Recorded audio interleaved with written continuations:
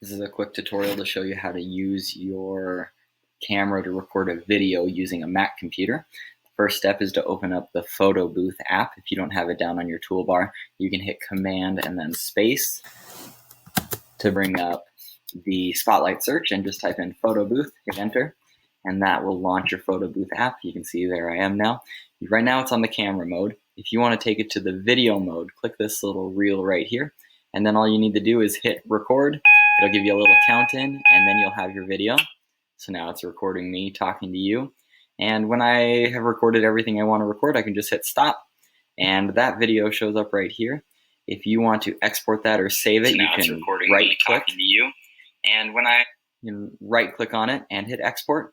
And I like to just put things on my desktop or wherever else you'd like to. That's fine. But so I want to put it on my desktop, and let's say I'm going to call it test video. There we go. So this little 5-second clip should save onto my desktop. Let's minimize everything and check it out. So here we go. There's my movies. There's test video. So easy as that.